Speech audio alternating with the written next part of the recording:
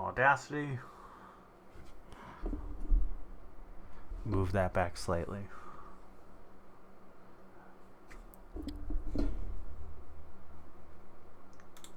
All right. Are you ready? Okay. Do you still want to do a countdown? Okay. Let's do in 3, 2, 1. Okay. Max, do you watch a lot of anime?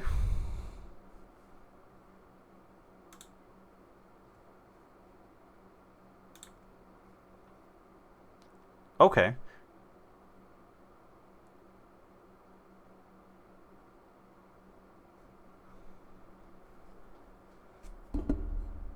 Oh, really? Okay.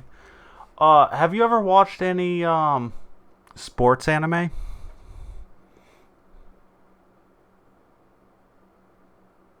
Okay. So, have you ever heard of an anime called Slam Dunk?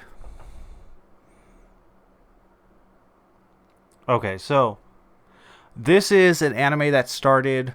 The original manga, I believe, started in 1994, but the anime started getting animated in 1996. And for whatever reason, I've been on like a massive kick of wanting to watch 90s anime that I've never seen before recently. And I finished watching another anime called Hajime no Ippo, which is a boxing anime about a guy who uh, starts as an amateur boxer and is extremely talented at boxing and uh, proceeds to go through the ranks of becoming a professional boxer in Japan. And so I finished that, and then I still was in the mood to watch something very 90s. And I found this anime called Slam Dunk, which is basically that same concept, except it's about basketball instead of boxing.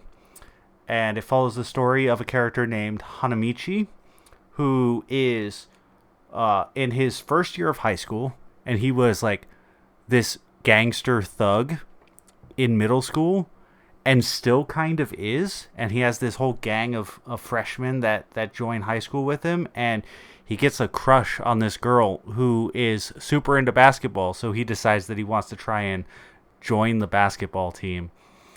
And it turns out he's just happens to be super talented at basketball because he's like 6'2", which is pretty tall for a Japanese kid who's like 14 years old.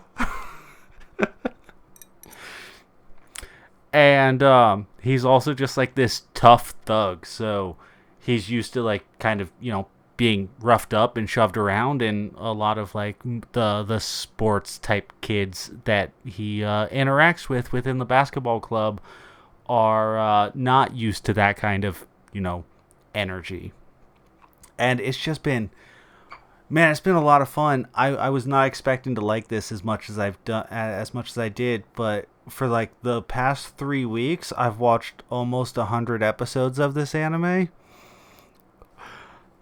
It's, man, it's so much fun. It's just, it was a fun story at first, just watching him like grow up and become like a better basketball player and like learn to work as a team instead of more as like an individual. But the show is also like really funny, and I'm watching it in its original Japanese. And I mean, I would say every episode to every other episode, there's like laugh out loud periods where I'm legitimately laughing at the jokes that they're making in this show, and it's stupid slapstick stuff or somebody getting mad at somebody over something stupid. But it's just a lot of fun, and I've really, really been enjoying my time watching this. It's surprisingly good.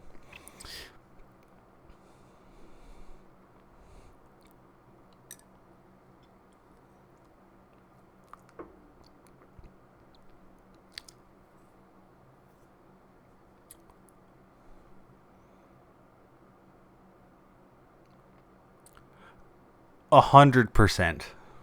It's 100%. It's so much like a fighting anime, like a shonen, where except the conflict and the drama of the conflict plays out on the basketball court in a game instead of in a physical fist fight. But there's fist fights in the show also.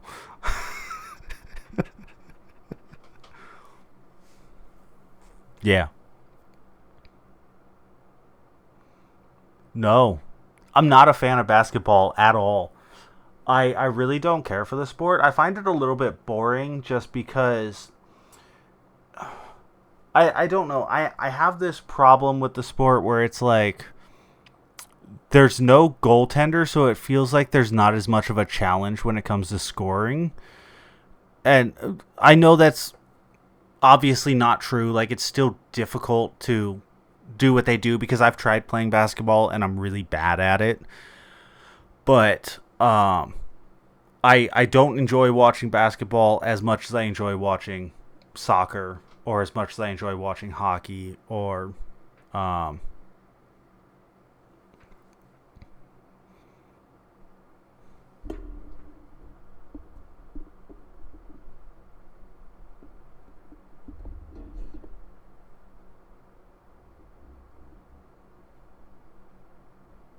mhm. Yeah. Yeah, so the only basketball that I've ever really cared about was playing like NBA Jam, which is just fun. But other than that, I never really cared about the sport. So it's really weird that I got kind of really into this anime because it is about basketball. But at the same time, I got really into the anime that I watched prior to this, which was Hajime no Ippo, which is all about boxing, and I don't really care about boxing either. Like, it's never been a sport that I actively followed.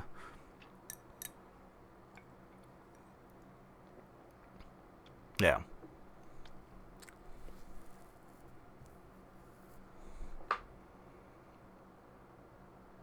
Yeah, exactly. And it's really interesting because like some of the games will play out over the course of like 12 episodes.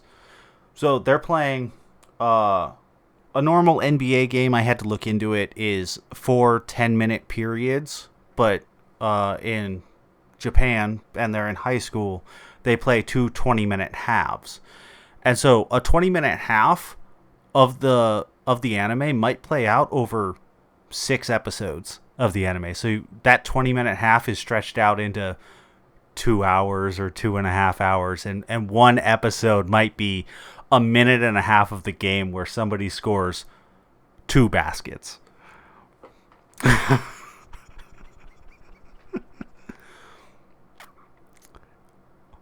Oh, totally. But it's been a lot of fun.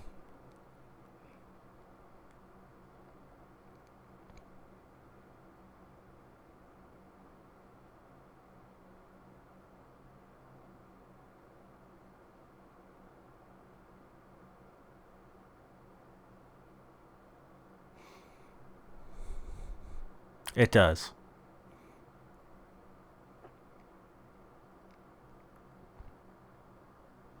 Hmm.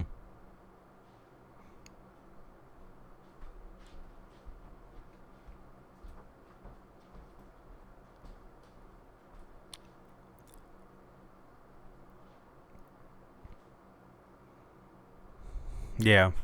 And I have been watching this subtitled, so it's been a thing where I do have to focus on it. I have to watch it and nothing else.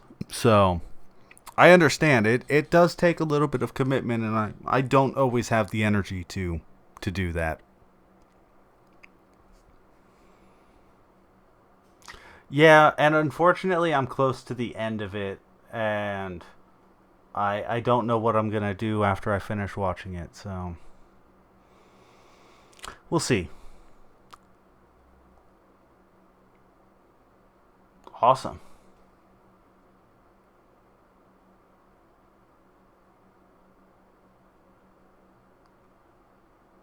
Yeah. Yeah, if anybody listening has some anime recommendations for me, I've really been in the mood for like early 90s, late 80s anime style right now. So I'm, I've watched the popular stuff.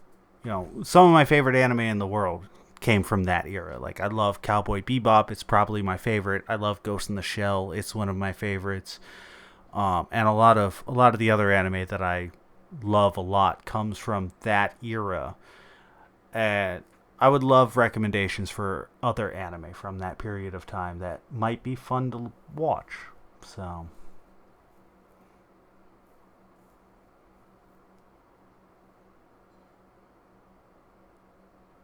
I've not.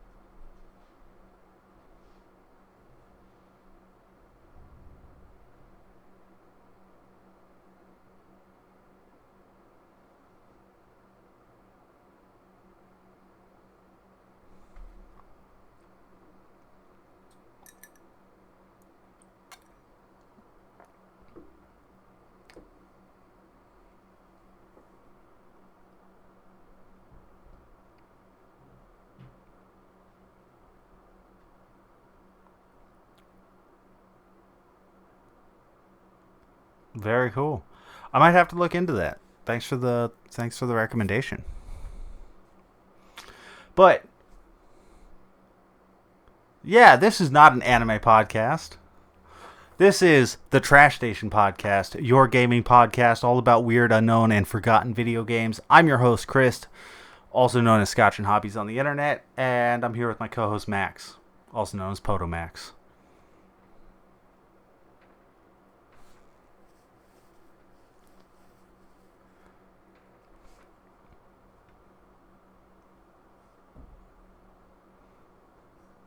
And as usual, we will add those games onto our tier list that we call the Landfill, chat about our creative hobbies, and shout out some of our favorite content creators on the internet.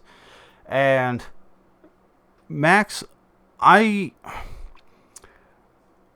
how do you feel about the games that you played over the last couple of weeks? Are you feeling relatively positive about most of them, or are you feeling relatively negative about most of them? Okay. So I think I would like to start out the our episode today with a little bit of negativity before we get into positivity, because I'm feeling kind of negative about one of the games that I played very specifically. And that game is Buckshot Roulette.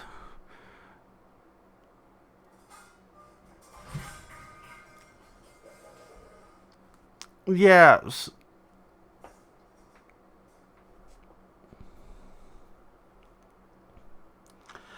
a little bit. Yeah. So Buckshot Roulette is a very inexpensive indie game that was released on Steam sometime earlier this year. It's probably on itch.io also. Not 100% sure. But it's this basically like a Russian roulette style game where you are playing against a AI opponent, and you have a shotgun sitting in the middle of the table, and you're firing either blanks or live shells at either yourself or your opponent. So let's take a step back for just a second and talk about like the intro into Buckshot Roulette. The game opens and you are in like a dingy, dirty bathroom with like some techno music blasting in the background, and it's kind of dark and creepy and pixel art, but kind of 3D at the same time. And then you click on the door and you go through the door, and now you're in a club, and you're on like this balcony of a club, and the techno music is blaring. And then you have to click on another door, and you go into a room, and there's just this face staring at you, and he has you sign a waiver, and you enter your name into the waiver, and then you're playing the game. And essentially the game is Russian roulette, as I already said. You have a shotgun sitting in the middle of the table, and it'll show you when you start the round how many live rounds are in the shotgun and how many blanks are in the shotgun. And you start the round and it opens a chest for you, and you get 2 random items out of the chest. And those items can do various different things. So like there's a saw that saws off the end of the shotgun that makes it do 2 damage to your opponent instead of 1. There's a magnifying glass that allows you to see what kind of shell is in the shotgun currently. There's a drink. I think it's supposed to be a beer. And when you drink the beer, essentially it racks the shotgun, and whatever shell is currently in there gets ejected out of the shotgun. And then there's a few other items as well. And so you go into the first stage of this game, and it's basically a tutorial. You have 2 health, your opponent has 2 health. You're trying to kill your opponent before you get killed or kill yourself accidentally. And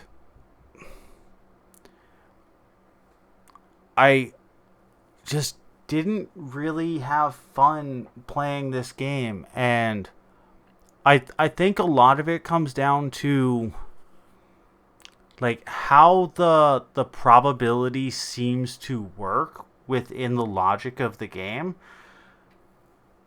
And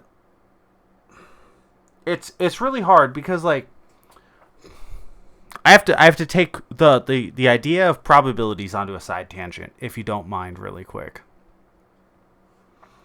So I play a lot of Warhammer, and in Warhammer bases its entire system on a D6 system. So the entire game is built around rolling 6-sided dice. So it's typically the most normal types of rolls that you're making are either massed volumes of single D6 dice or a single roll of 2 D6 dice. And on a single roll of 2 D6 dice, you're working on a bell curve where your average roll is going to be a 7. And when you're rolling on a single D6 dice, depending on the value that you're looking for, so the value that you're looking for can be like a 2 or higher, or a 3 and higher, or a 4 and higher, which in the game we refer to as a 2 up, 3 up, or 4 up, respectively, depending on whichever dice you're looking for.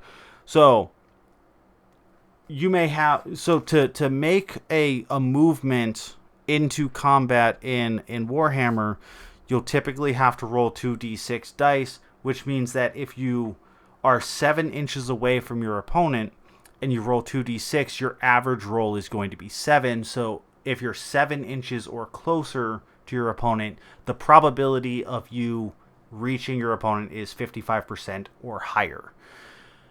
And then when you're getting into combat and you're rolling a bunch of single d6s, you're rolling on, let's say 50 dice, and we're hitting on 3 ups, which means you're rolling 50 individual dice and you're looking for 3s or higher.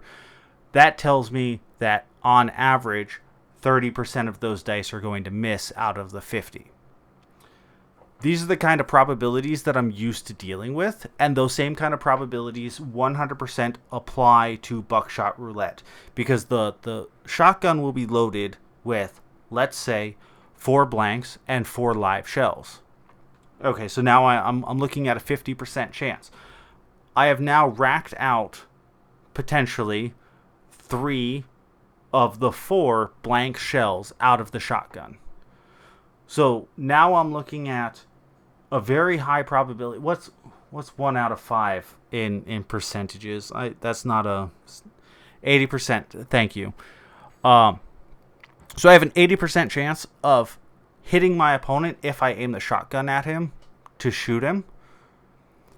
And it seemed like to me 100% of the time I would always miss with that single shot, despite the fact that I only had a 20% chance to miss.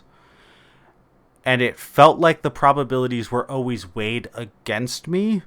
every time I took that chance, which it never feels like they're actually weighted against me when I take those chances in Warhammer. And that could just be my bad luck, but over the course of a few hours of playing this game and taking those chances, whether the chance was as high of a probability as 20% or as low of a probability as 50%, whenever I took that chance, it always felt like I ended up with the worst outcome every time, unless I had predetermined knowledge, whether that was from racking the shotgun and with the drink and realizing, oh, there's only live shells left in this shotgun, or using the magnifying glass and knowing what my next shell was going to be.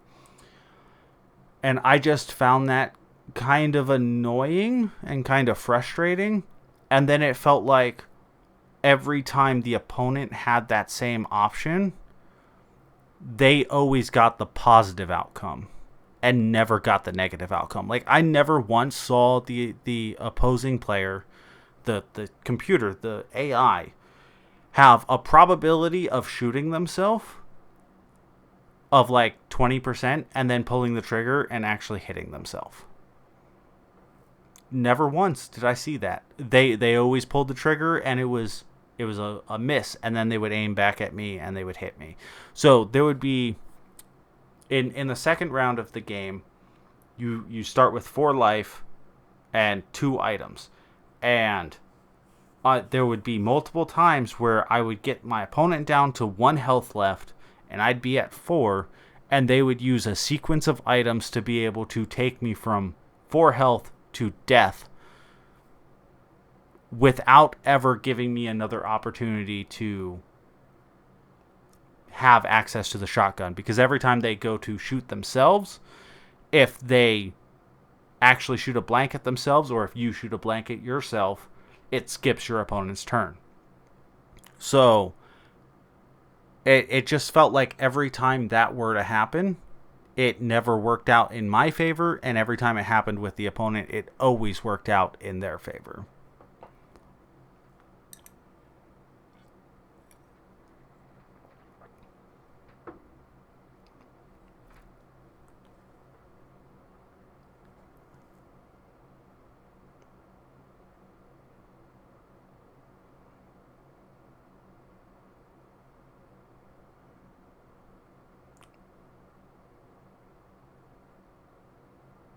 Yeah.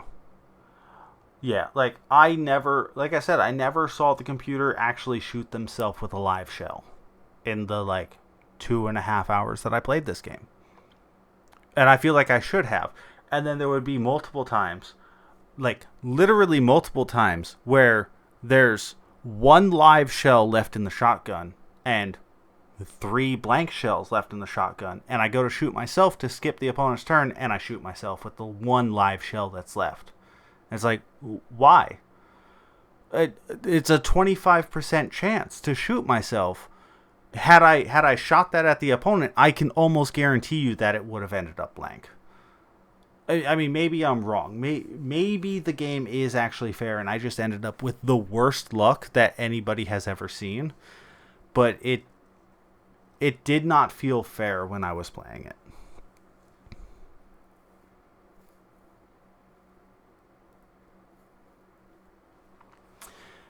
Maybe. I didn't feel like... I love the style of the game. Stylistically, I thought it was really cool. But gameplay-wise, I just wasn't in love with it. And I know a lot of people are.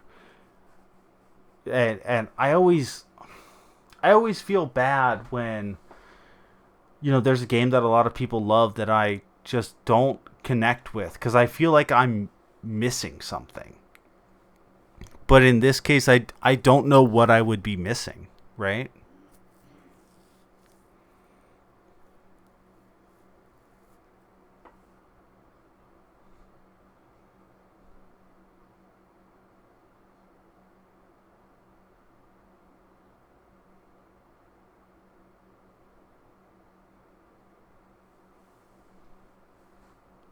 Mm-hmm.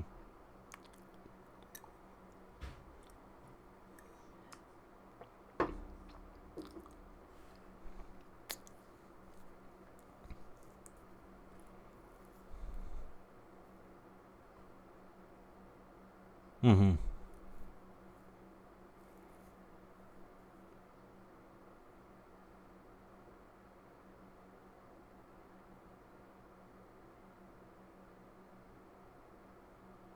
Yeah.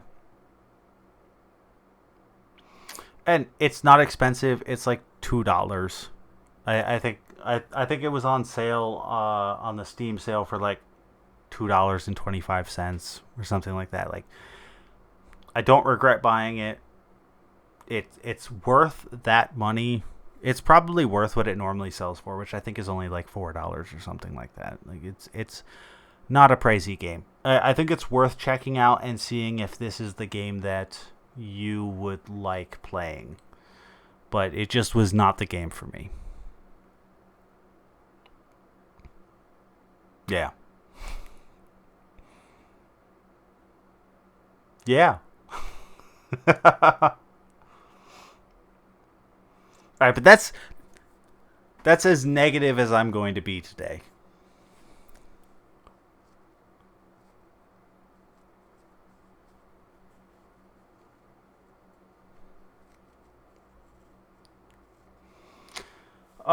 I would put it in. This is fine. Yeah, it's not great in my opinion.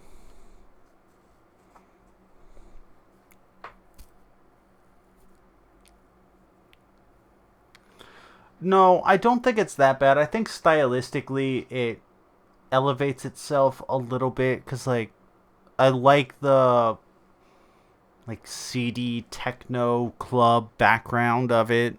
Like I think that's cool, and the general art style I think elevates it a little bit more than being actual trash. So I think this is fine. Is perfectly reasonable for it.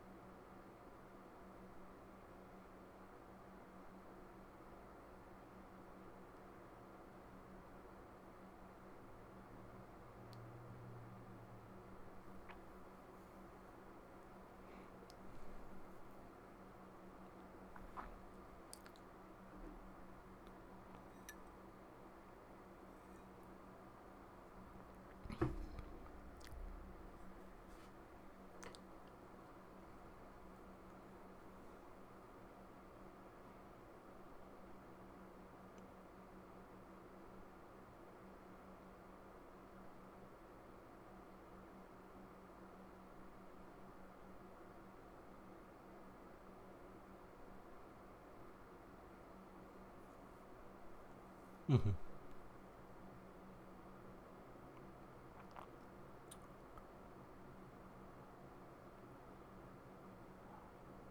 No, I don't think I have any questions.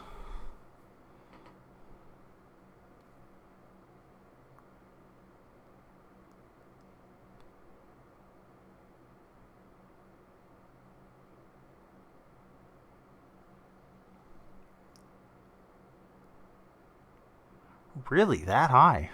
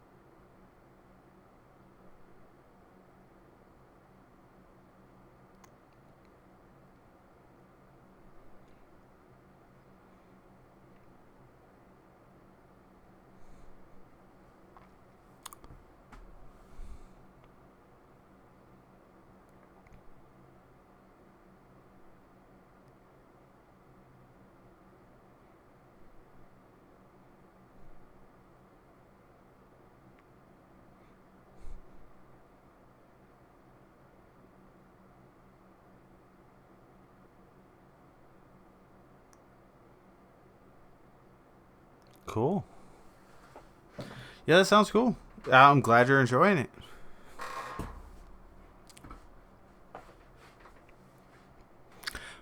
Yeah, probably not.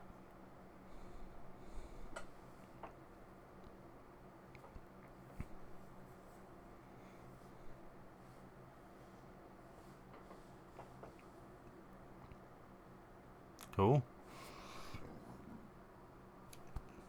Excuse me. Um, have you ever heard of a game called Days Before Christmas?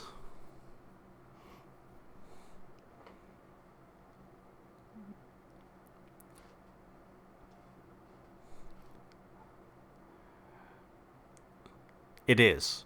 That is exactly what it is. It's a platformer where you play as Santa, and Santa has the most iconic Santa ability that you ever could imagine, and that's throwing fireballs. You know the classic Santa ability that is in all of the lore around Santa Claus, throwing fireballs to turn enemies into Christmas presents. Um,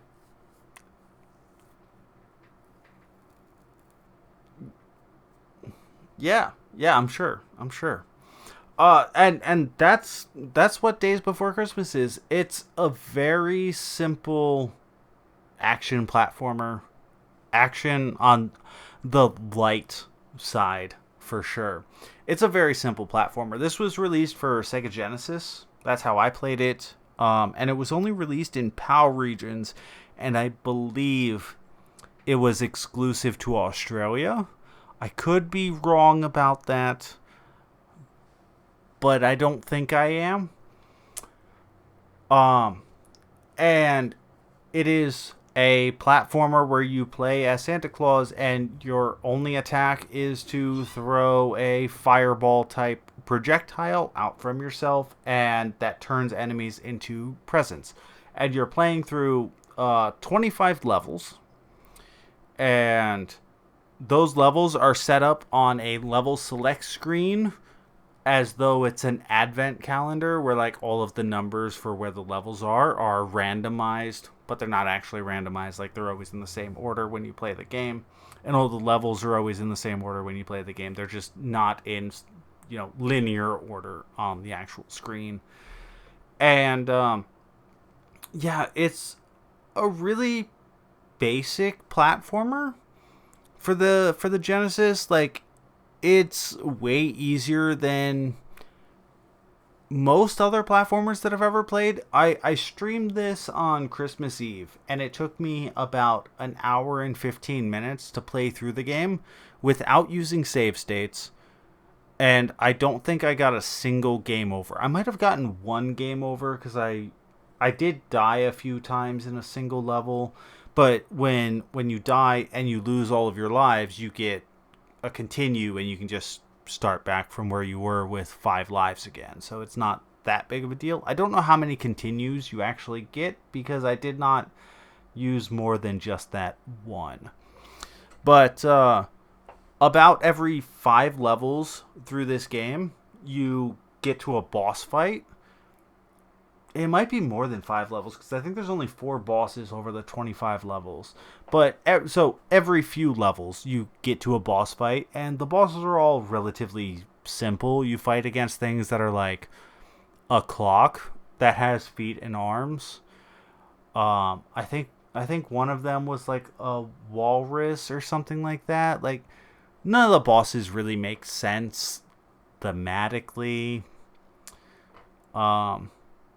None of the enemies really make sense thematically either. Like, they're all snowy themed type enemies, I guess. Or like cars or planes or something like that. Like, I don't know. I don't really have much to say about Days Before Christmas because it's really a pretty basic platformer for the 16-bit generation. I think the most interesting thing about this game, honestly, is how much it costs if you want to buy a physical copy of this. I don't know if you're looking at prices right now. Don't give me your random guess of what you think a copy of this would cost.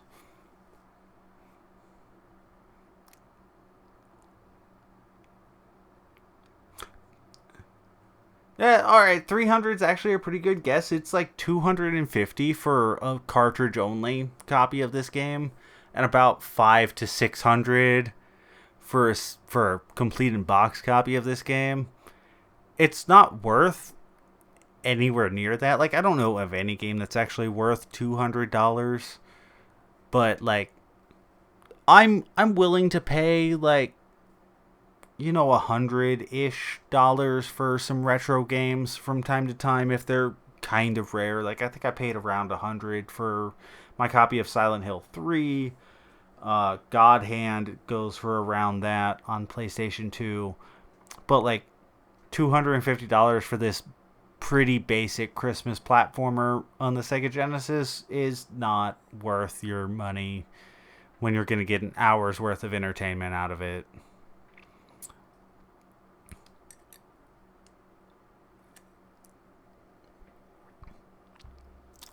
Yeah. And I mean, like, the game's not bad.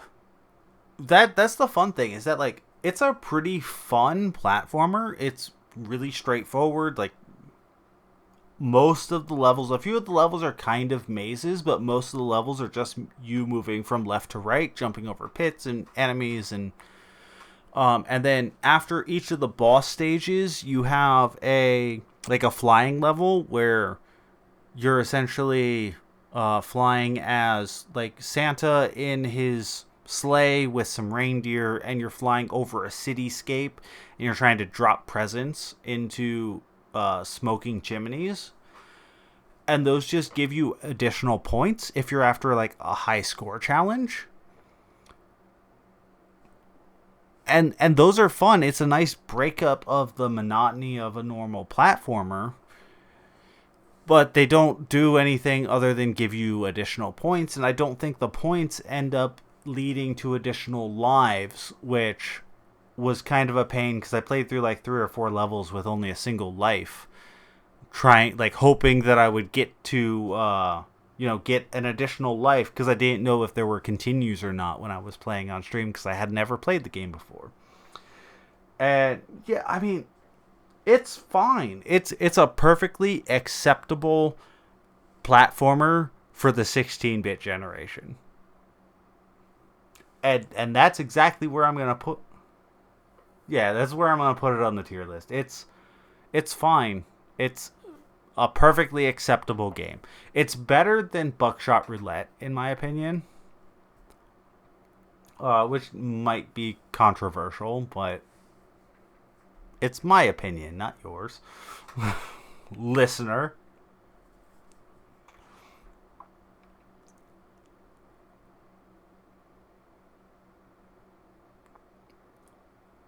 Oh, yeah.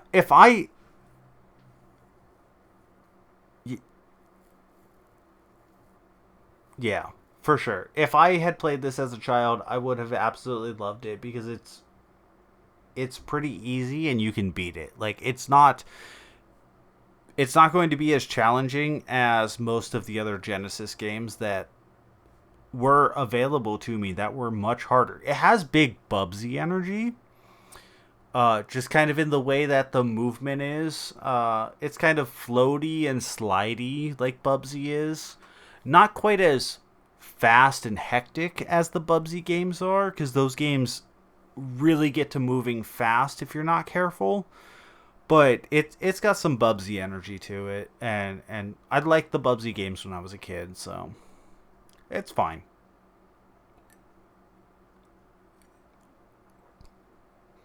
Yeah, Euro platformer is a good way to put it, for sure. It definitely got a little bit of that Amiga energy to it.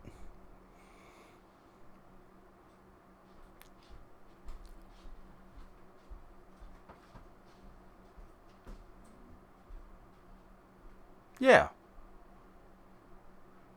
Yeah, there's not a whole lot of actual Christmas games, so it was, I think, worthwhile to at least check out. And since I have the EverDrive, it didn't cost me anything, you know?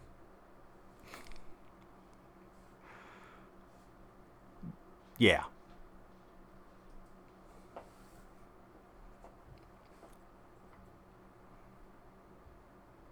Okay.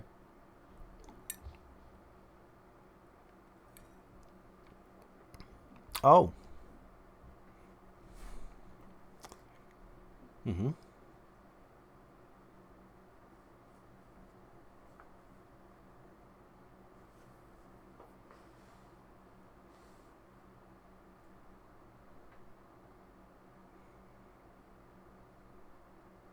Mm-hmm.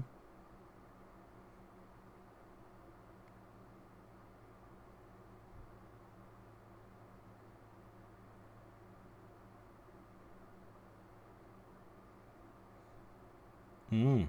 Okay.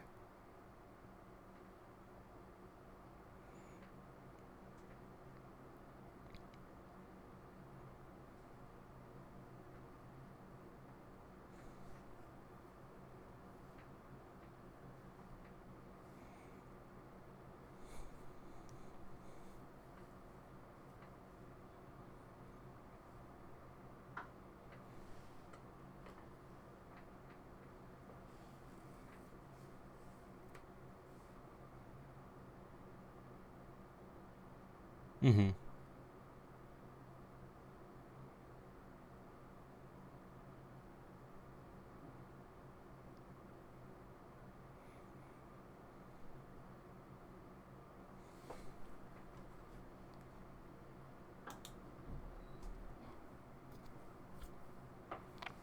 Yeah, so like MC Escher paintings.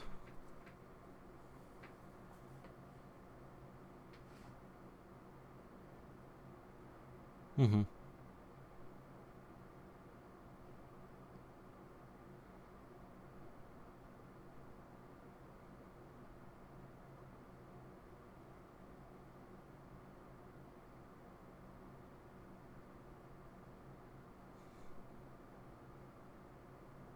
Mm-hmm.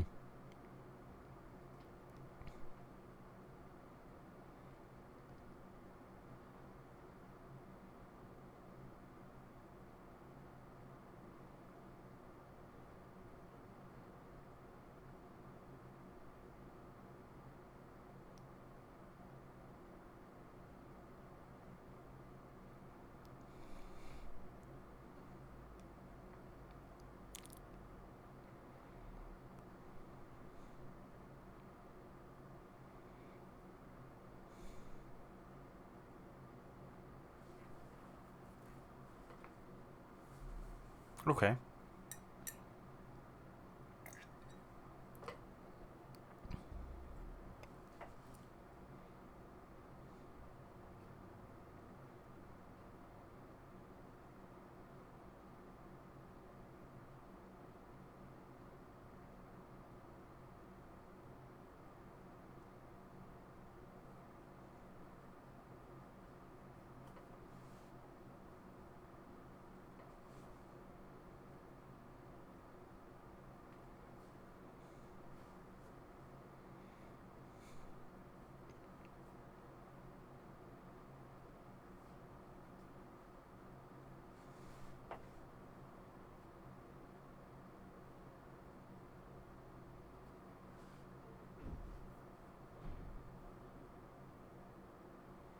I wonder if your opinion would have changed.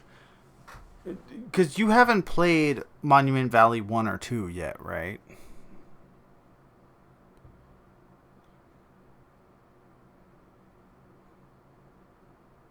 Yeah, so I wonder if your opinion would have been different if you had played Monument Valley 1, like, 8 years ago or whatever it was when that first game released, and then you were coming into this, as a actual sequel instead of it being your first game in the series.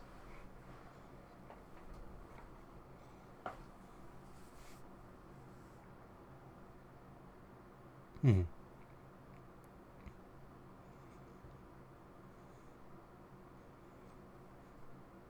Yeah.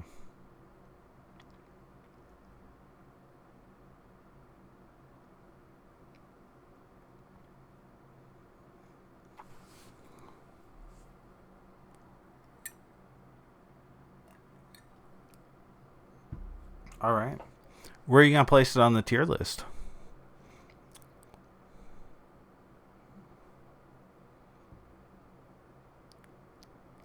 Wow. Mm-hmm.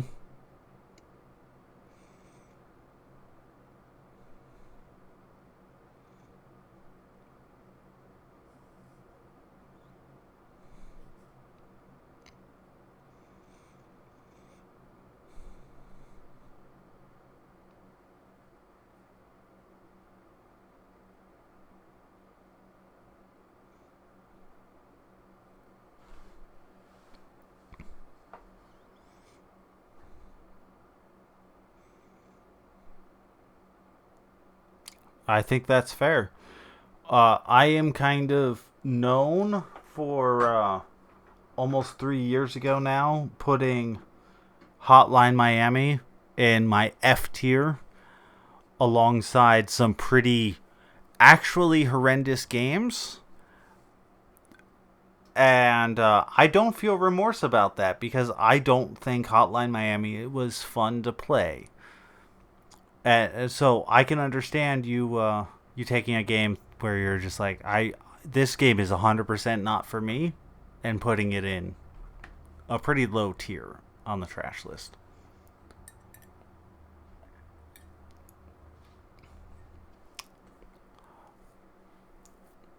Yeah, yeah. Well, speaking of being alone, you're gonna be alone for a really long time if you play Raft.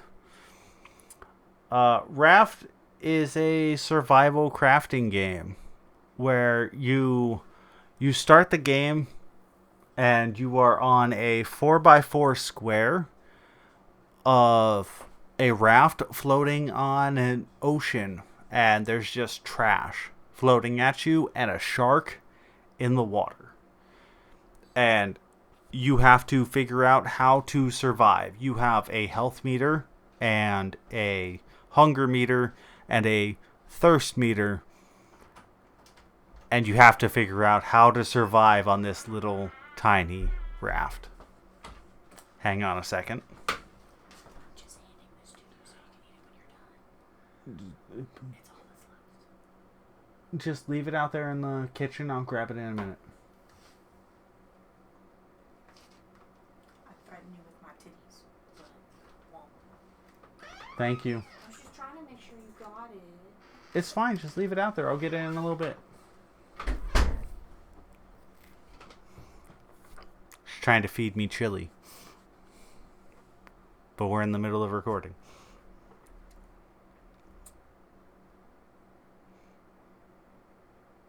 Well, it's warm, but, I mean, it won't be in an hour.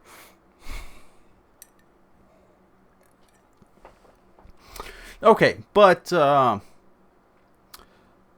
anyway, so you're on this 4x4 raft, and you have to, you start with just this hook, and you have to start picking up trash out of the ocean. And, like, the things that are floating by are things like planks or pieces of plastic or palm leaves. And then there will be, like, barrels and crates.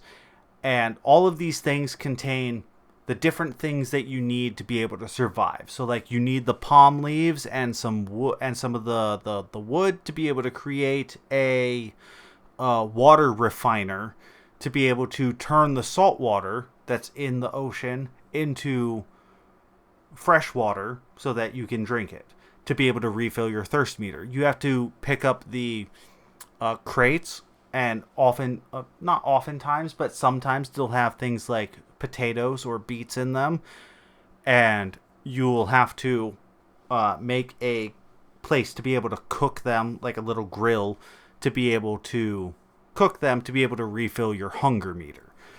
And so you start off, and the beginning of this game is quite possibly the most stressful, like, 20 minutes of gaming that you'll ever play, because you have this shark that's constantly attacking your raft, your little 4x4 square raft, and you're trying to collect all of these, items that are in the ocean, while at the same time trying to fend off the shark, while also trying to build your raft out to be bigger, while also trying to create the things that you need to be able to make more important things that you need to be able to continue on your journey.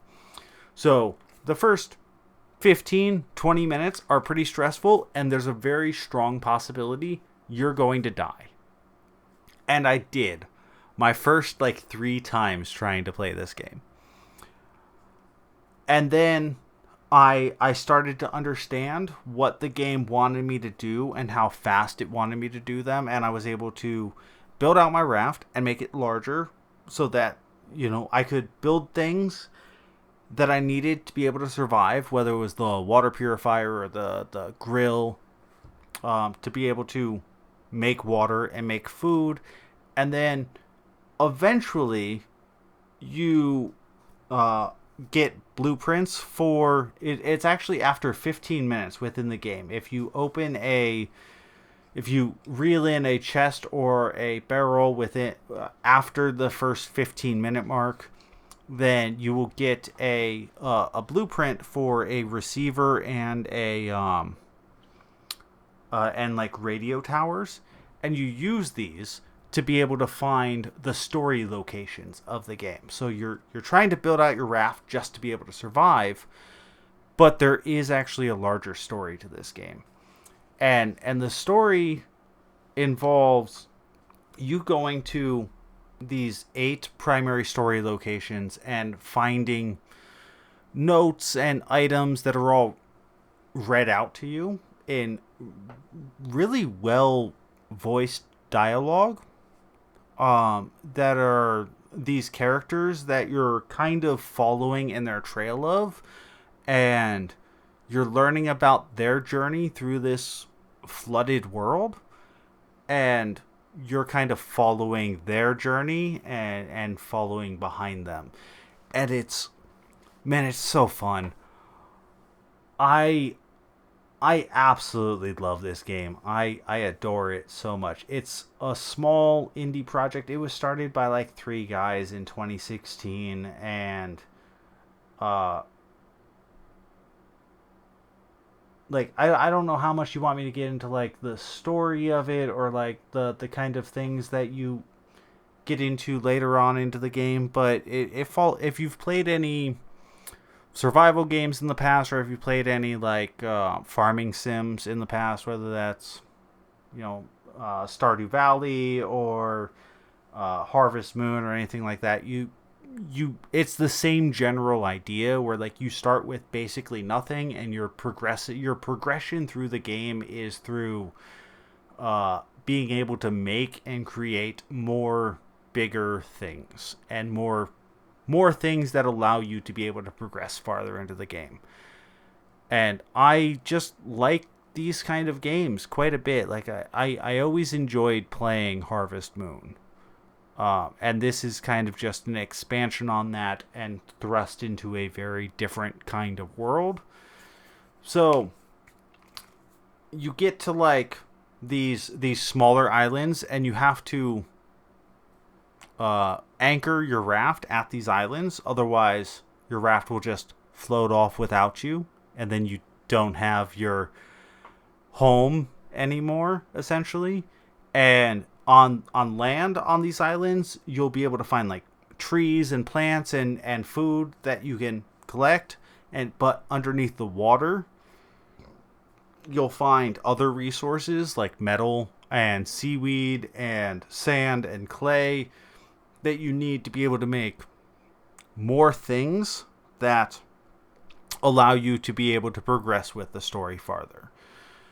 And so it just becomes this progression of, you find an island while you're floating, and you stop there, you collect everything that you can, and then you get back on your raft and you continue floating, and then you find the next island and you do the same thing over again, and then eventually you find a way to make a sail to progress to be able to shift your raft to be able to get to the first story island. And then once you're there, you find all these notes and story pieces and blueprints to be able to allow you to make new things that allow you to be able to then get to the second main story island. And then you get there, and the same process just repeats over and over again.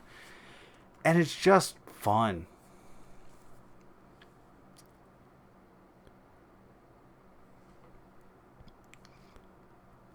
It's one big story. The world is... It's kind of a mix between procedural generation and like actual story progression generation.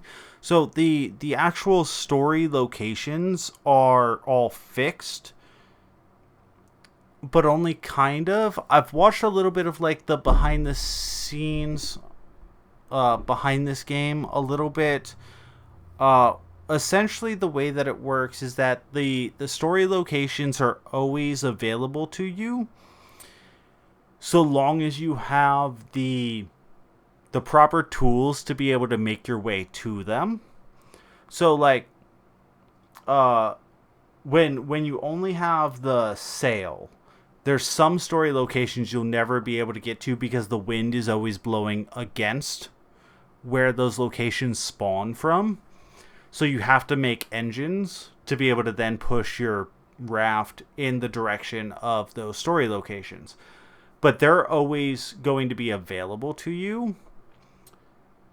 And essentially, if you go too far away from the location that story location is currently spawned, then it'll respawn again another 2,000 or 3,000 meters away from where you currently are.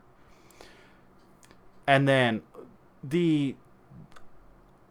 smaller islands that are not story related that you can go to harvest all of your resources and everything. They're on a more procedural generation type system where they'll the same types of islands will spawn in, but each one of those types are one of you have like a 1 in 20 chance of reaching this particular type of island location. So like each of the smaller or larger islands that don't deal with the story are handmade, but the way that they're spawned in isn't actually handmade. Like when you're floating on the island or when you're floating on the ocean, any one of those 1 in 20 may spawn in the horizon. Does that make sense?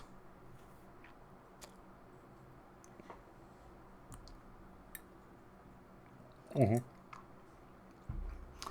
So it's just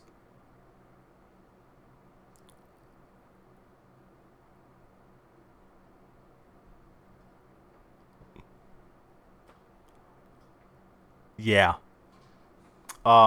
It's been a pretty successful game, I would say. I found out about it because of there was a YouTuber I shouted out in our last episode, in our Game of the Year episode called Floydson.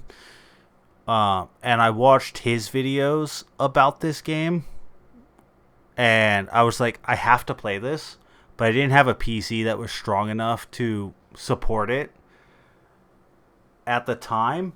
And just a couple weeks ago, like the day after I purchased this, which was like 3 or 4 weeks ago, maybe at most, they finally released the PS5 and Xbox Series version of this game. So it's playable on console now if you have the most recent consoles. It was not released for PS4 or Xbox, whatever third generation Xbox was called. I don't remember because Xbox cannot get their naming conventions normalized. But so it was finally released for modern consoles, and I would have preferred to play it on console, but I didn't. I played it on PC, and it ran fine on my PC that I just bought. It would not have run on my PC that had a 710 graphics card in it. Like, it's just a little bit too intensive, despite the fact that it's a small indie team. I think it's a little bit too memory intensive in terms of its generation and everything like that. But yeah. But it's a really, really cool game. So I had put this on my Game of the Year list when I did my Game of the Year stream a couple weeks ago, and I had only played about 20 hours of it at that point in time, but I've now played about 52 hours of it. And I would actually place it higher than I did on my Game of the Year stream than I placed it previously. I think this game's just incredible. If you like a survival crafting style game, it's one of the best ones that I've played. So this goes straight into S tier for me on our tier list, and I should have put it higher on my personal tier list of top 10 games that I played.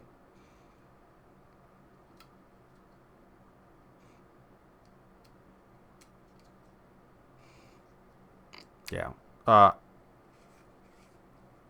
Yeah, it was great. And the story's a lot of fun. It's told kind of sporadically, but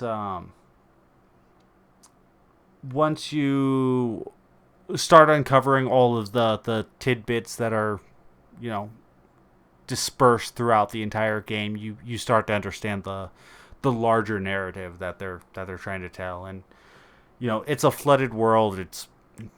It's got a little bit of a global warming slant to it. Like, hey, this is a problem. We should probably not do that anymore kind of idealized story to it. But yeah, it's fun. It's a fun game to play. I'm probably going to play it more, honestly, even though I've beaten it.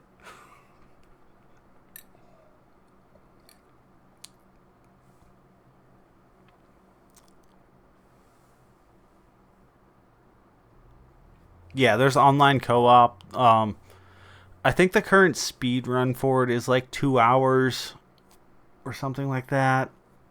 There's an active speed run community for it, so there's a possibility I might speed run this game. I don't know if I really want to. I don't know. We'll see. I might try and see what that looks like. I've not looked into what the actual speed run looks like. I might do that and report back about whether or not I want to try and get into that community or not. But I had enough fun with this game that I'd be willing to spend more time with it.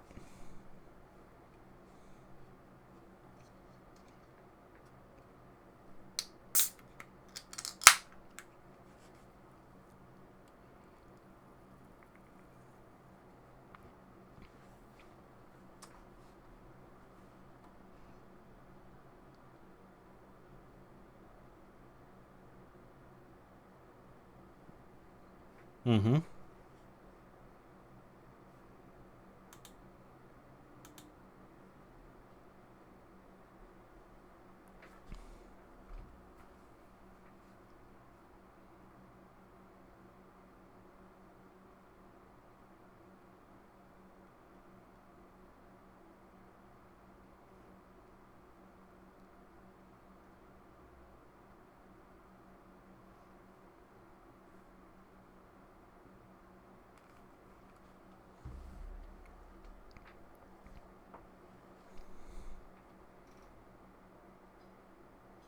Mm-hmm.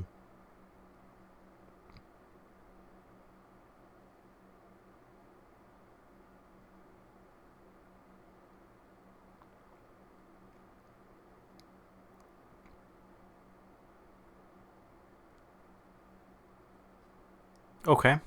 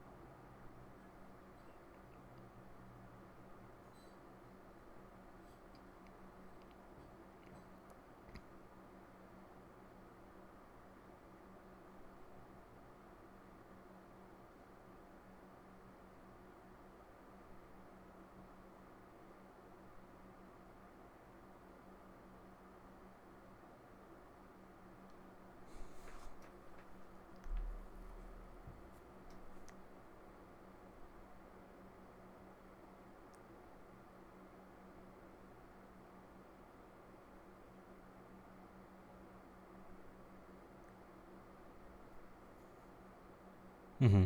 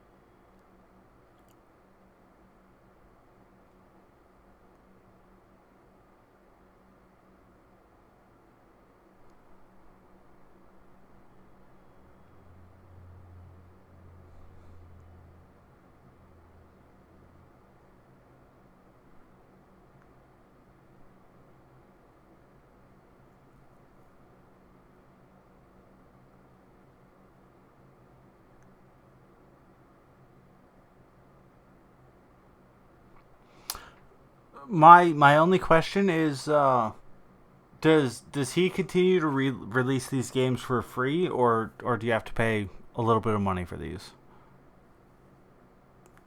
That's insane.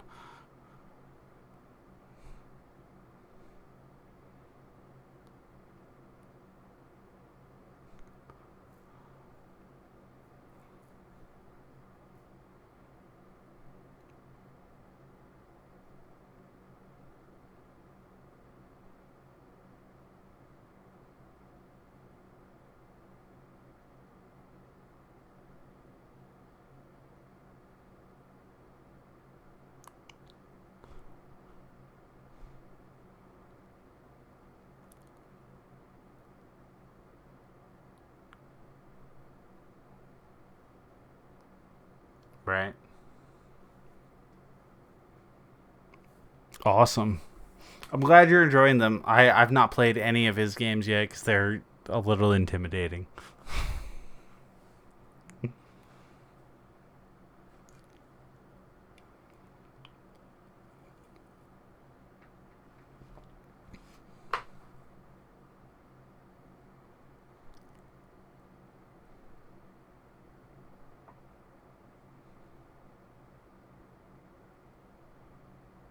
Okay.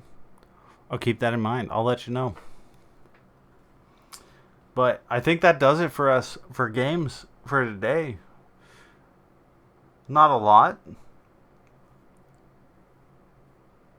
Yeah, for once.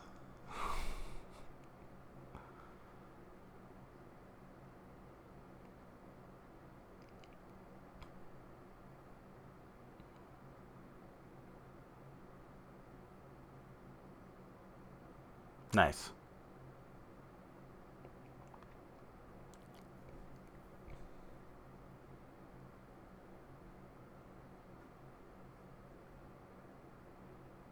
Okay.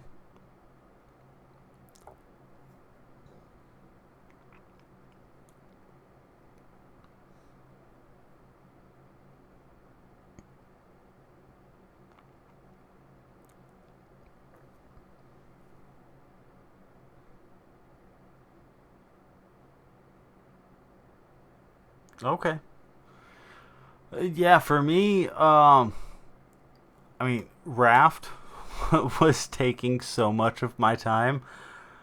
Um, yeah, yeah, both of those, Raft and anime, were taking so much of my time, and anime is probably going to continue to take up a bunch of my time for at least a little while. And I don't know. We'll see where I end up with some of the gaming stuff when it comes to the next episode. So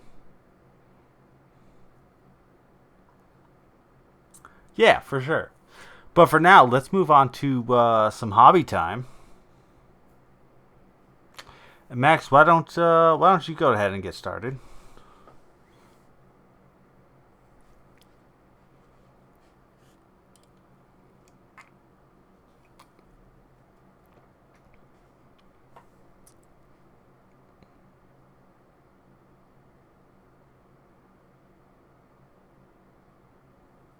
Mm-hmm.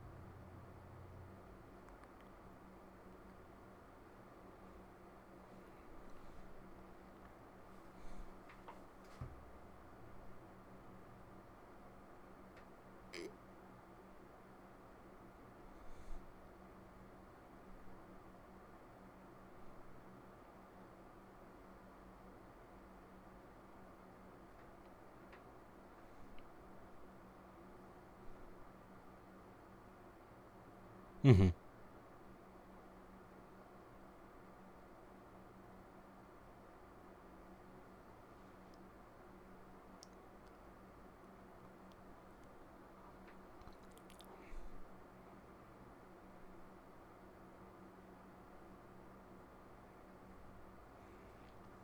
Yeah, it's a lot.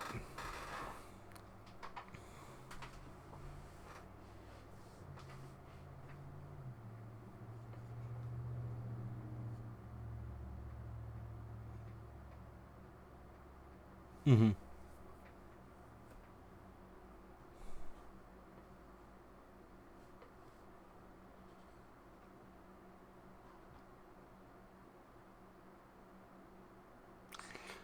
So with the board, I assume that's kind of like, so one of the games that I have played recently was a card game called Legendary Encounters, which I don't know if you've ever played, but essentially it's a deck building card game based on the Alien universe, and there's a bunch of systems in place within the card game that require like specific places along the board to be active at different places in time, and that's all placed out on a card mat that comes with the game. But that mat isn't necessary to actually play the game, because you could just designate those places for the piles of cards completely. Yeah. Yeah.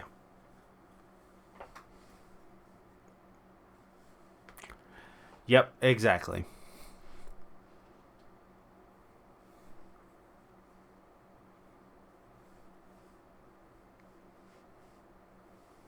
Mm.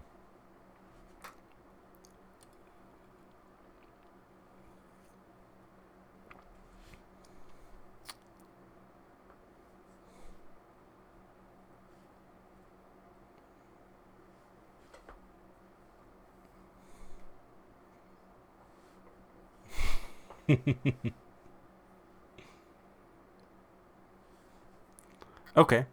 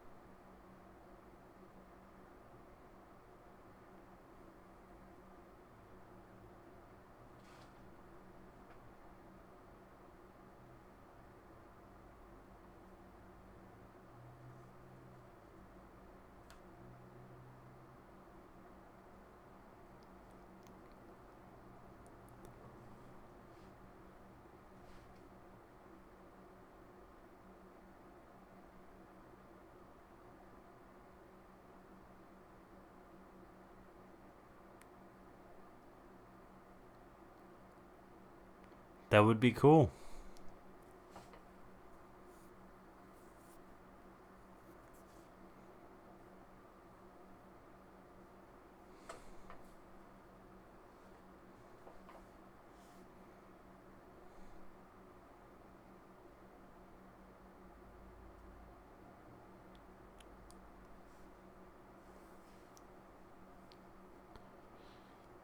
Right.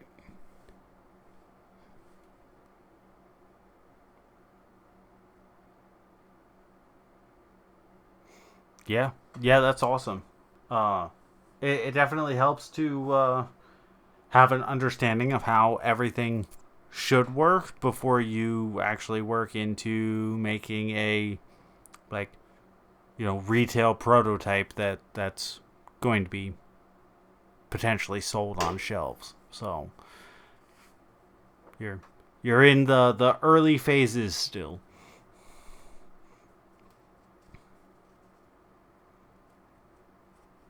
Yeah, excellent. So for me, for hobby time, the main hobby thing that I did was I built a wooden box, and it wasn't a very large box or a very. Let me actually. I'm a Max. Let me send you some pictures really quick.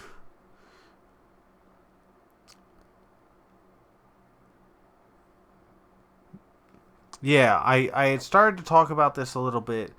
Um, I so for I don't remember if we talked about it on the podcast or outside of the podcast, but um, I wanted to make for my girlfriend a music box that played um, uh, a very specific song that I cannot remember the name of off the top of my head as I'm sitting here talking to you on a microphone.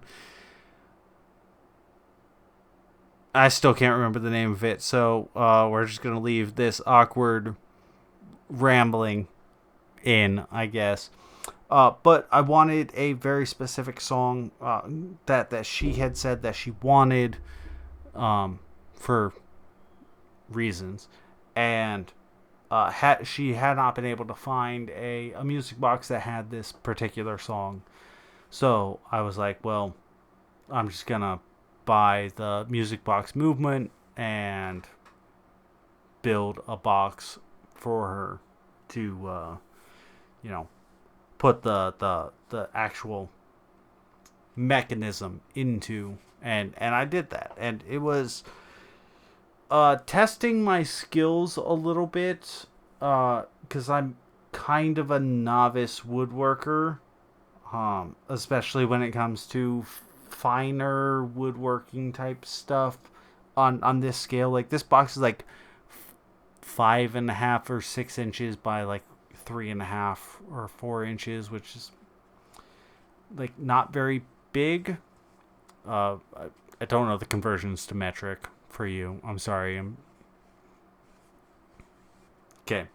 Like it's a pretty small box, and uh a lot of what I've done since I've started getting back into woodworking has been larger scale projects that don't require the like attunement of my tools to be able to make things that are uh like square at that scale, if that makes sense.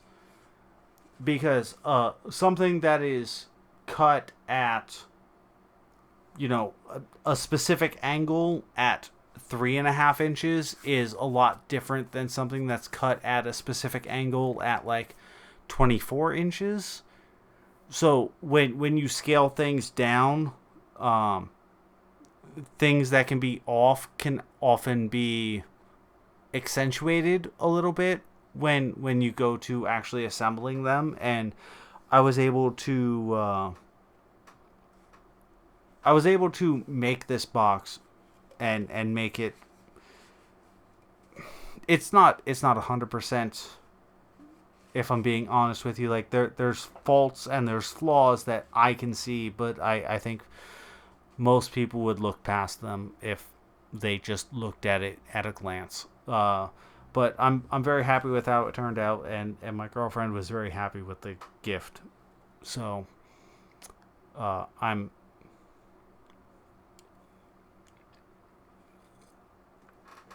yeah,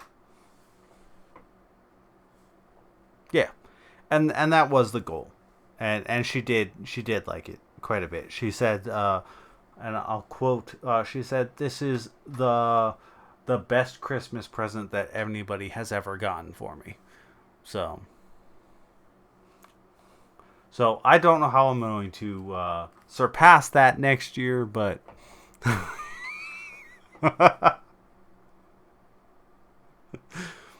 yeah,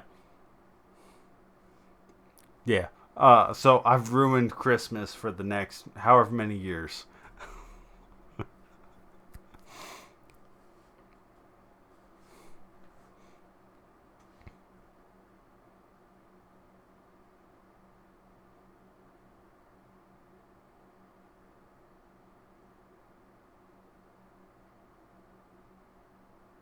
Mm-hmm.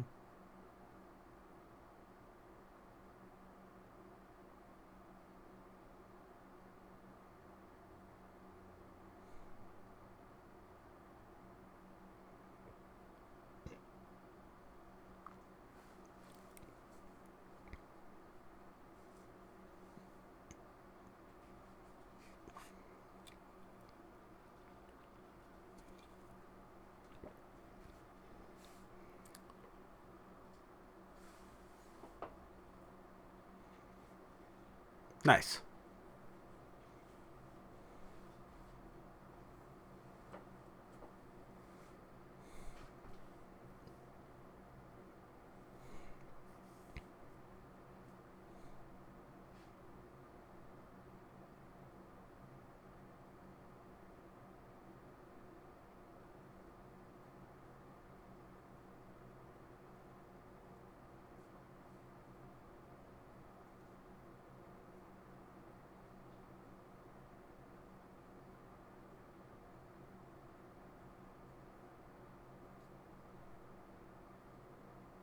Mm-hmm.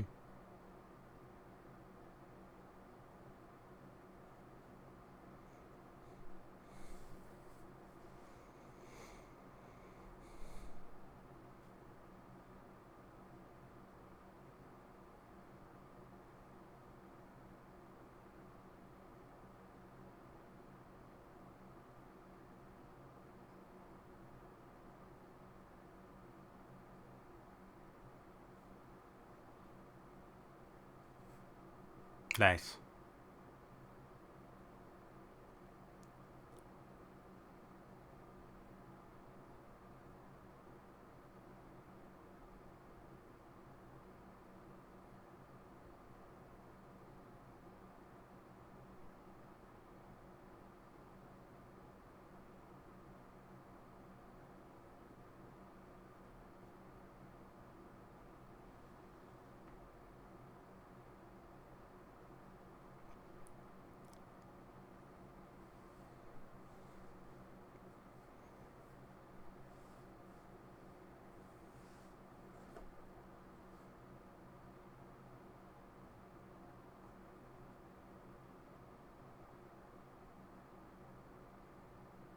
Nice. Is that written in French or in English? Okay.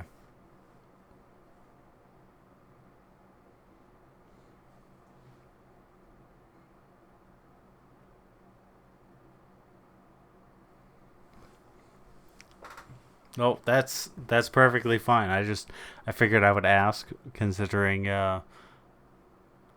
the slight language difference between the two of us.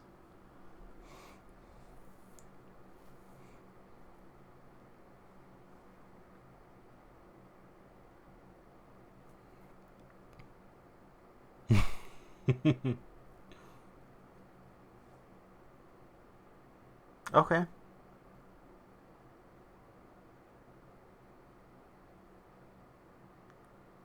Right.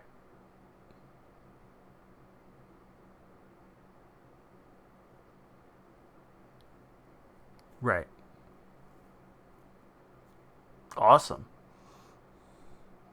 I hope it goes good.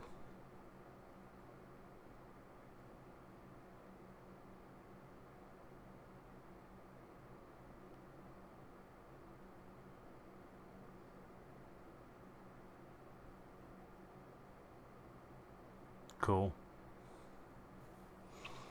All right. Let's go ahead and move into loot box then.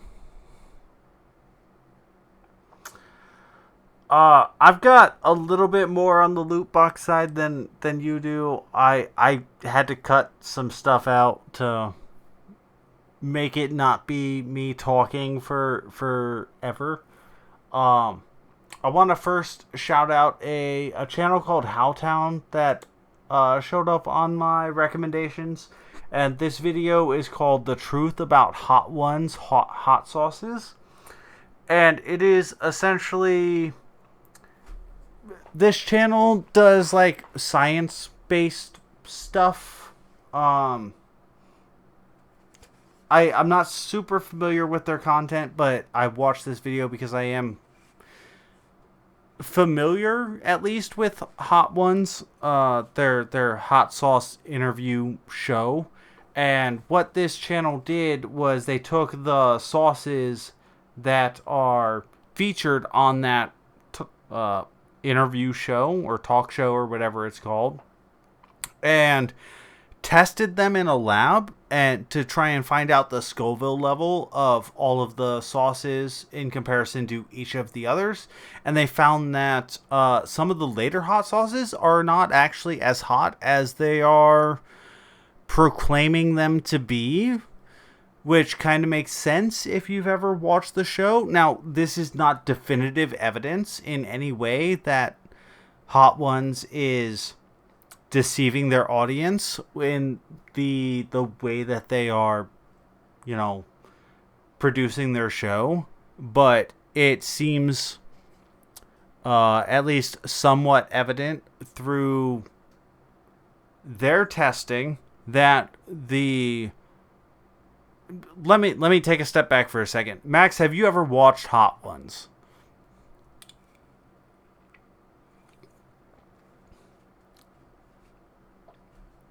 Okay, so with the full concept of the show, the hot sauces are supposed to get progressively hotter throughout the entire progression of the show. So from 1 to 10.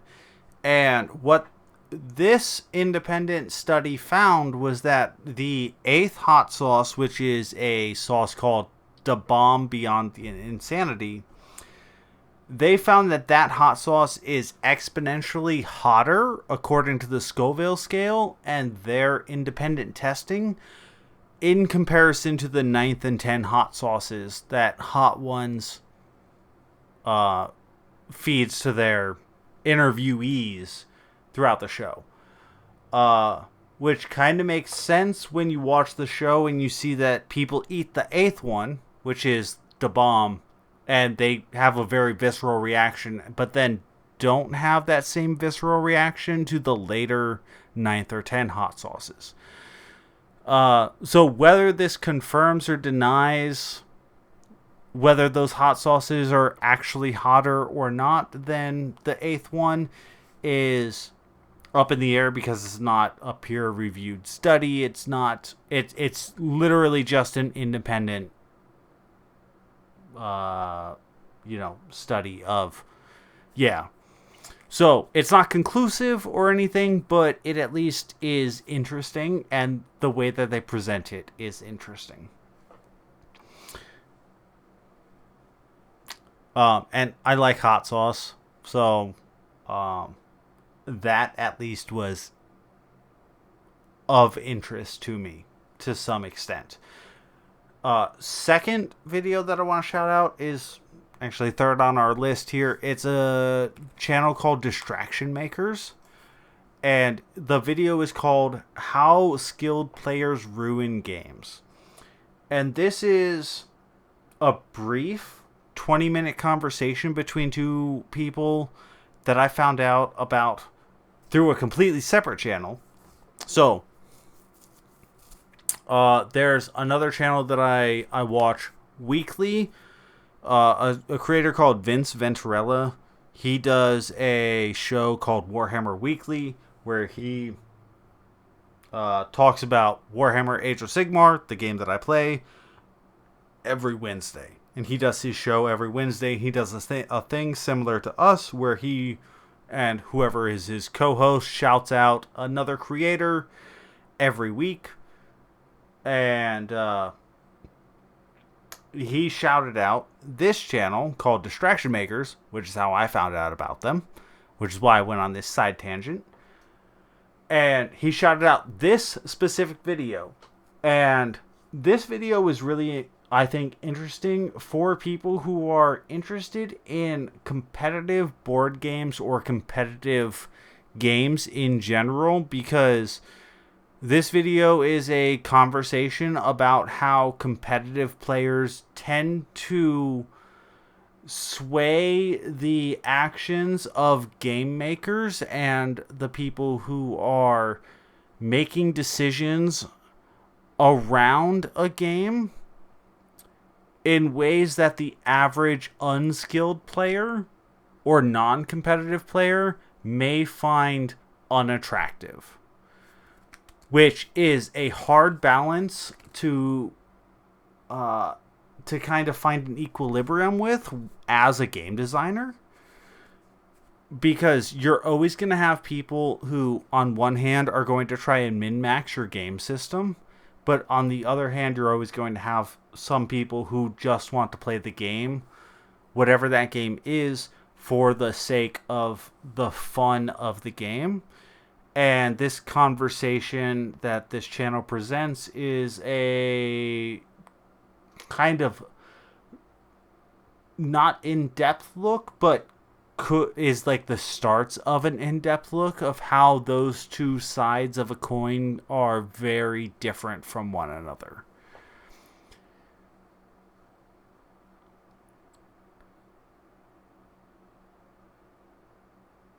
Yes.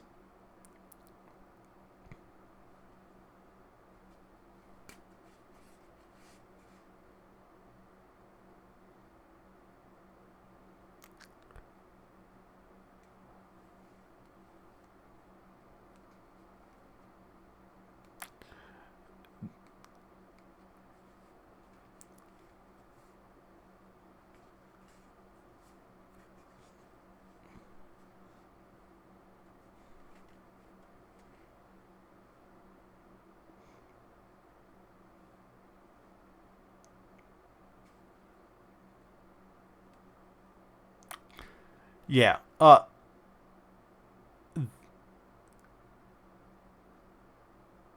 They brought up Smash in the conversation, so it's a very apt consideration. They also talk a little bit about Magic the Gathering.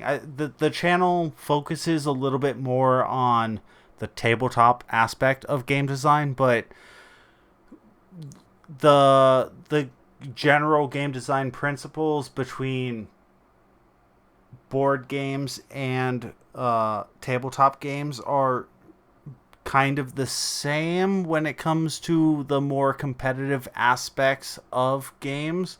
So there's a lot of overlap between the two. So they talk about Smash, they talk about Magic the Gathering, they talk about like Street Fighter and a few other games as well. It's an interesting conversation, and I think it deserves a deeper look into that particular conversation. So, and then my third shout out is another channel that is not nearly as deep as either of the other two that I've talked about, but it's a channel called Borean Night. And they do deep dives into the lore of Skyrim and the other Elder Scrolls games. They started as a Morrowind like lore deep dive channel, and they branched out into Skyrim. And the video that I want to specifically shout out is Skyrim's Strange Bandits, which they kind of talk about the lore implications of how many bandits exist in the world of Skyrim, and how weird it is that there are so many outlaws within this massive, country that is Skyrim. And they talk about specifically the lore of some very specific name bandits that you probably have overlooked if you have played that game. Because a lot of the lore in Elder Scrolls games can kind of go unnoticed and just float into the background, while it provides like that definite background noise that you want from a deeper game. It's not something that you necessarily pay attention to, and they dig into that thing that you aren't paying attention to, and I find that personally interesting. So, it's a great channel.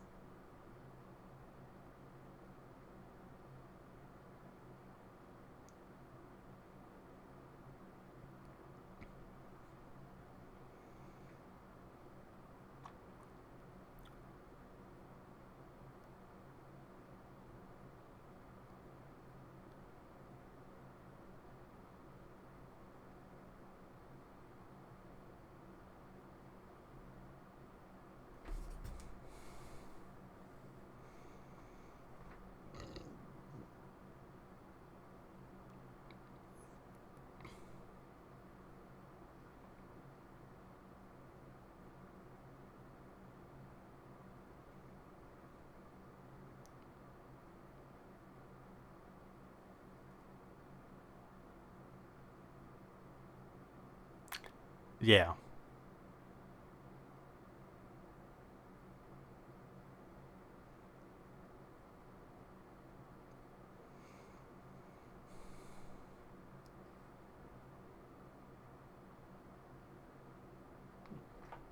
Mm-hmm.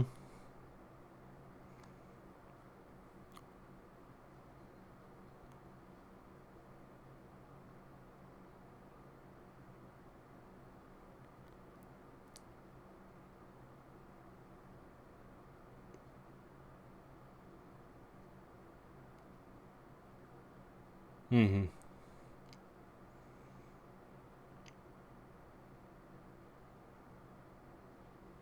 was a really good video. I did watch that also.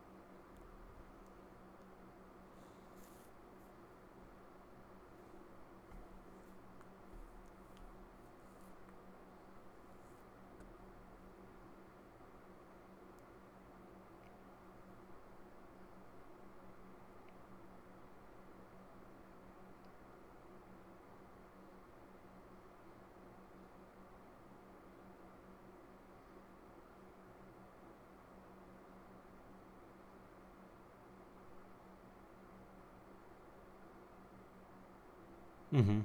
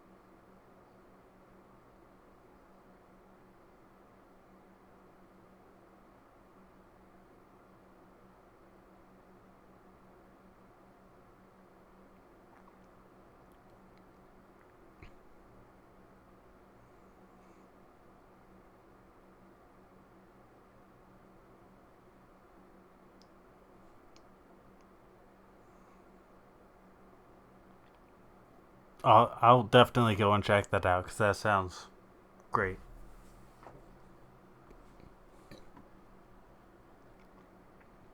Cool. With that, we would move on to emails. We don't have any emails to read.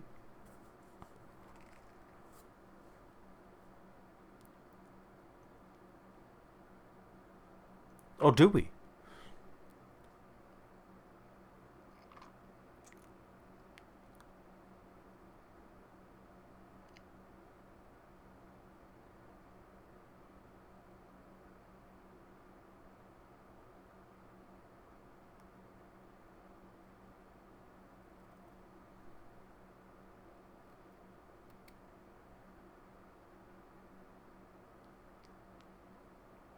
Oh, right.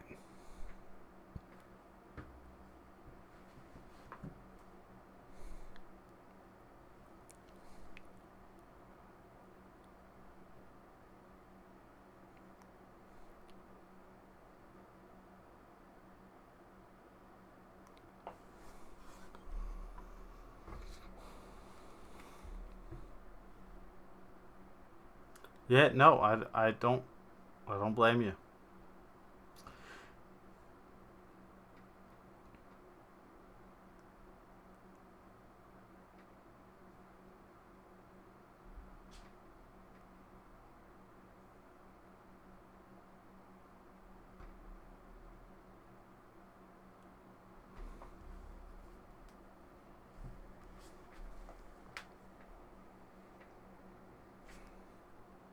All right.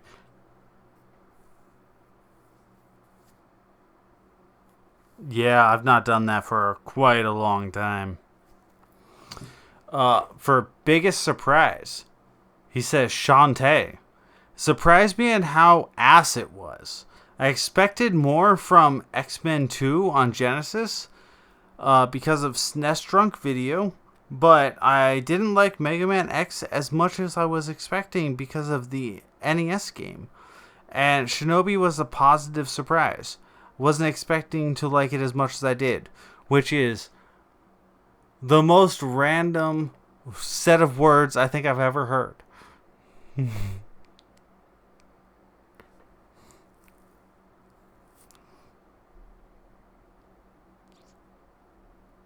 Yep.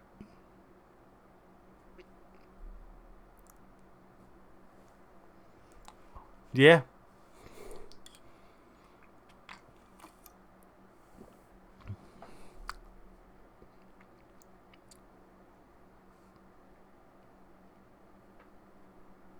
Yeah, that's what I've heard. For best narrative, I guess Medal of Honor Underground for the incorporation of real footage into mission briefings, which makes sense. Medal of Honor Underground was a pretty monumental game in its period of time.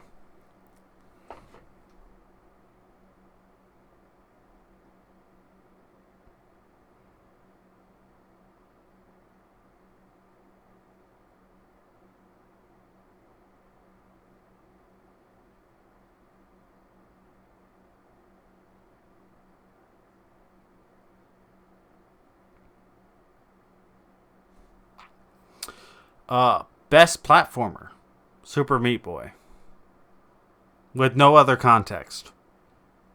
Seems fair. I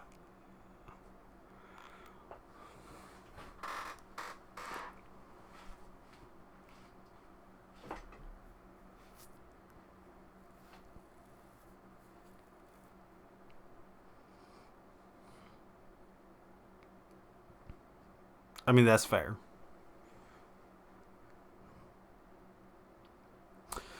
Best retro game, Ninja Warriors for SNES. Also his GOTY game of the year. And a great beat 'em up. I've not played Ninja Warriors, so I cannot speak to its quality.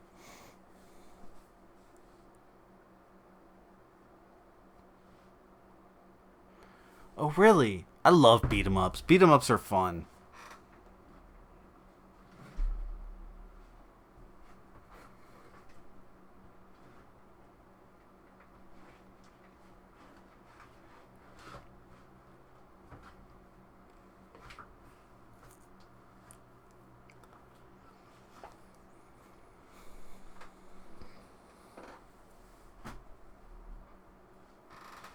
Right?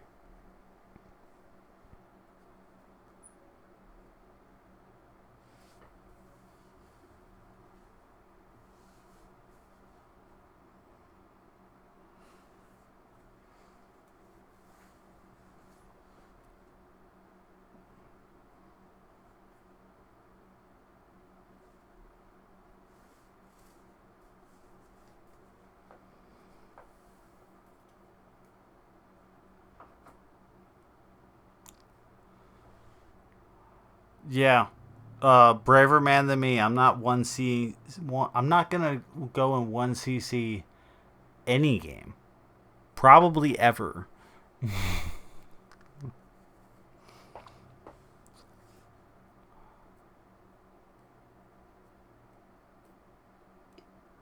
Right. Best game in a genre you don't typically play: Virtue's Last Reward, which is a visual novel or point and click adventure. And I've heard that game is great. Yeah. It's supposed to be really good. I have it downloaded on my Vita, and I've just not played it yet because it's also supposed to be like 30 hours long. Yeah. Yeah, some of them can be that way. I might be wrong on that.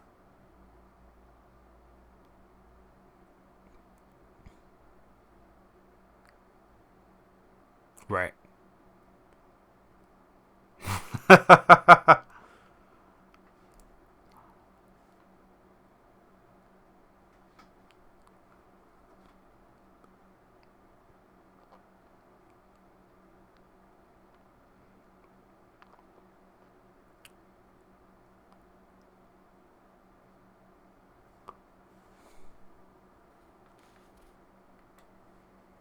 Yeah.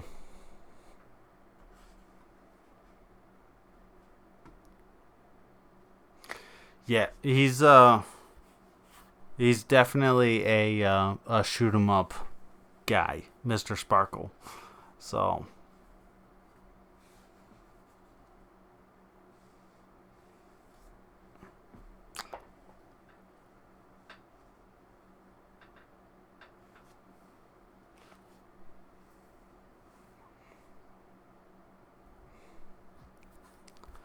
yeah, I know I didn't. So, I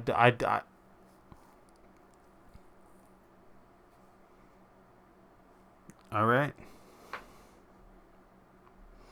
Well, Greg, thank you.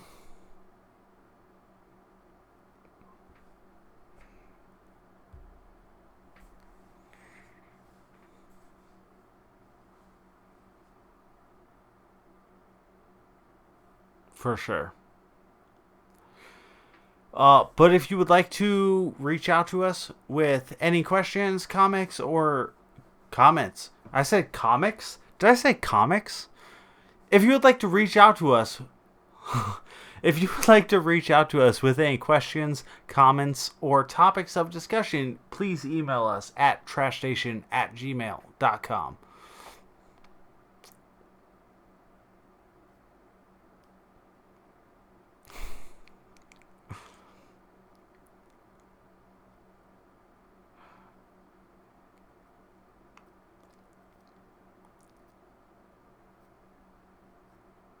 And we would also like to thank Rainbow Savvy Designs for our logo. Links to both of their works will be available in our show notes. And you can find me on Twitch at twitch.tv/Scotch and Hobbies. I stream every Monday and Wednesday, usually around 5 to 6 p.m. Central Standard Time. And you can find me on social media if you want at Scotch and Hobbies.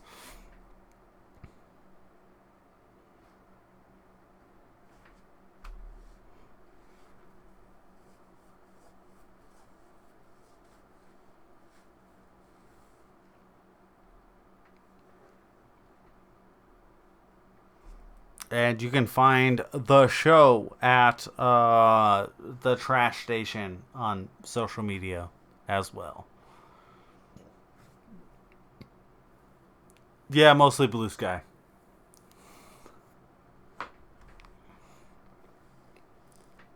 Yeah, I might try and branch that out a little bit more. I probably should branch it out a little bit more, but man, I'm bad at social media. Yeah.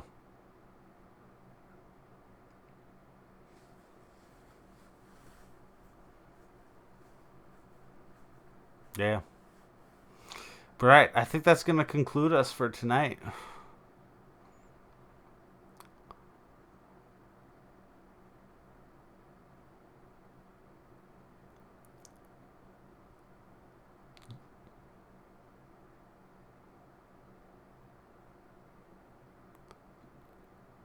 Either one. Either one is fine, Max. I don't care. You can call me Scotch. You can call me Chris. You can call me fucking asshole. I don't care.